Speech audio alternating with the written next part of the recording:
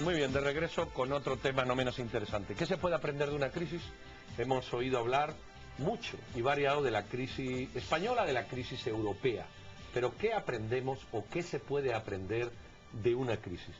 Para ello vamos a conversar con Cayetana Álvarez de Toledo. Ella es diputada al Congreso Español por Madrid, ¿cierto? Sí. Por Madrid. Y nos visita, tenemos la suerte de tenerla en Guatemala con unas jornadas que estamos o que están haciendo con FAES. Y bueno, pues vamos a hablar de esto, Cayetana. ¿Qué se puede aprender de una crisis? Si tuviéramos que hacer una síntesis rápida de lecciones de una crisis, que serán muchas, ¿en cuáles pondríamos énfasis? Pues ante todo, buenas noches y muchas gracias por la invitación a vuestro programa. Estamos encantados de estar aquí en Guatemala y de estar aquí con vosotros esta noche. Y bueno, hay muchas cosas que se pueden aprender, pero esencialmente yo lo resumiría en una frase, que es que las malas políticas dan malos resultados y las buenas políticas dan buenos resultados. Y eso podemos empezar ahora a explicar cuáles creemos que son las políticas y cuáles hemos visto que son las malas políticas. La gran lección de la crisis española que estamos viviendo y sufriendo en estos momentos es que las políticas de gasto masivo, de despilfarro y de división conducen al fracaso, conducen al paro. Las políticas de demagogia y de populismo, que es verdad que hay distintos niveles y grados de populismo, pero todos son igual de malos, conducen a la situación que estamos viviendo ahora, que es, como decía antes, de paro muy alto, de paro masivo y de déficits desbocados, que abocan al país a luego grandes sacrificios para las presentes generaciones y para las futuras también. Estuvimos observando que en España se lograba ver un fenómeno de un crecimiento apresurado del Estado. Cada vez más y más el Estado tenía más funciones para cumplir con los ciudadanos de este país. Como lecciones de esta crisis que estamos observando en estos momentos, ¿qué funciones habría tenido que recortar en un inicio el gobierno español para reducir esta crisis que ahora es evidente? A ver, el caso español es un caso particular en el siguiente sentido. Es un Estado que se ha, digamos, sobredimensionado, pero en dos direcciones. Primero, por el estado de bienestar, que ha adquirido una dimensión que financieramente no se puede sostener, que no hay suficientes impuestos para aguantarlo, para sostenerlo. Y luego ha ido a la par de un Estado autonómico. Es un Estado muy descentralizado el Estado español, con lo cual ha habido una proliferación de organismos públicos, una proliferación de organismos estatales, subestatales en las comunidades autónomas, que son nuestras regiones en España.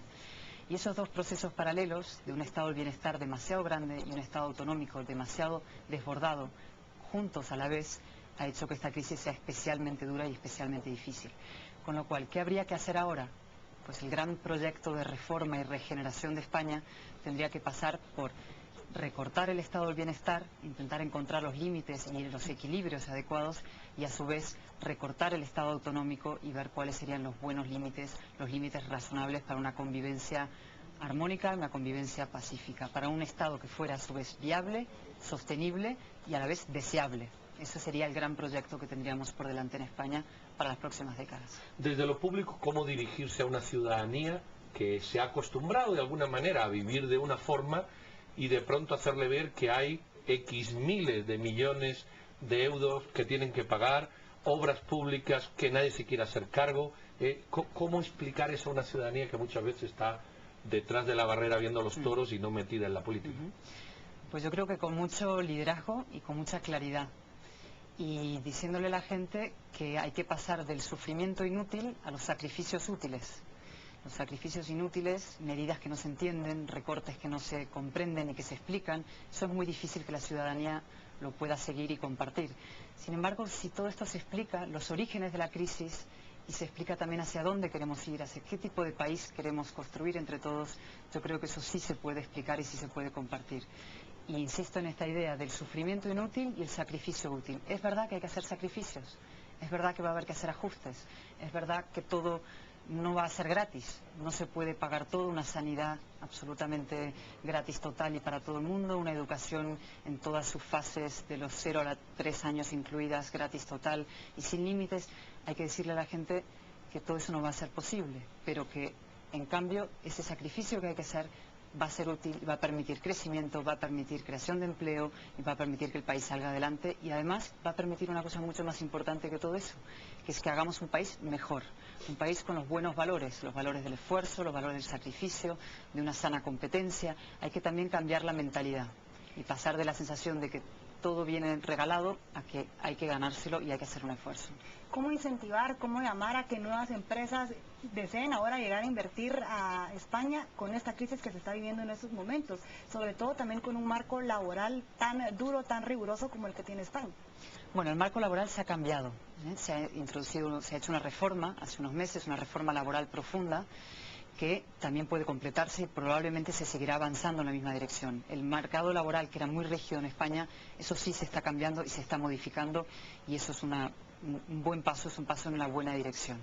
En cuanto a cómo convencer a la gente de que venga, pues todas las crisis son oportunidades, eso es cierto. O sea, las crisis son complicadas, son momentos de transición y de quiebra de un sistema, de un modelo al que nos hemos ido acostumbrando, pero también es el momento de establecer las bases y poner los fundamentos sólidos para una época y una era de mayor estabilidad y de fundamentos más sólidos. Y yo creo que eso es lo que hay que explicarle a la gente, que estamos comprometidos con un proyecto de reforma, que estamos comprometidos con la austeridad y que vamos a ser muy rigurosos en la aplicación de ambas cosas, porque queremos que España vuelva a salir adelante y vuelva a crear empleo y vuelva a ser un sitio, porque lo fue hace muy pocos años, un ejemplo para el mundo, una base de prosperidad.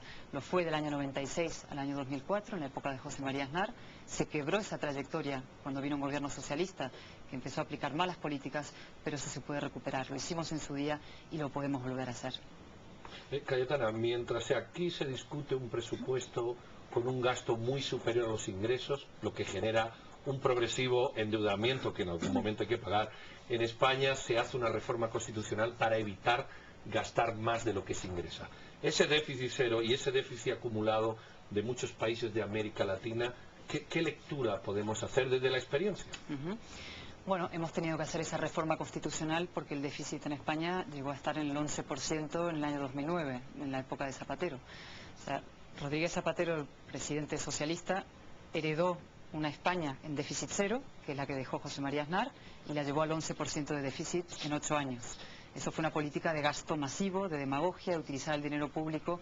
Hay una frase célebre de una ministra de Cultura de ese gobierno que dijo: el dinero público no es de nadie. Es toda una filosofía. El dinero público no es de nadie, no es de los contribuyentes, no es del esfuerzo de los trabajadores, no es de nadie, es como si fuera un bien ilimitado. Pues eso ha llevado efectivamente a unas tasas desbocadas de déficit, y ahora lo que se ha hecho es establecer por la Constitución, una reforma constitucional para establecer un límite de déficit cero en un plazo razonable, a partir del año 2020. Evidentemente pasar de un 11% a un cero en 2 años es imposible, pero eso sí va a obligar a todas las administraciones públicas, no solamente al Estado, sino a las comunidades autónomas y a los ayuntamientos, a fijar un control mucho más riguroso de sus presupuestos y no endeudarse, porque endeudarse hoy es pan para hoy, pero es hambre para nuestros hijos, para nuestros nietos y para las generaciones que vienen. Hay luz al final del túnel, definitivamente. ¿Qué políticas económicas efectivas, concretas y fáciles de aplicar deberían de empezarse a emplear ya en el gobierno español para ayudar a salir a este país de la crisis? Pues los 2 principios básicos de esa política tienen que ser la austeridad, eso es principio esencial, austeridad, y la otra es reformas estructurales para hacer más flexible la economía, para que el mercado laboral que comentábamos antes siga progresivamente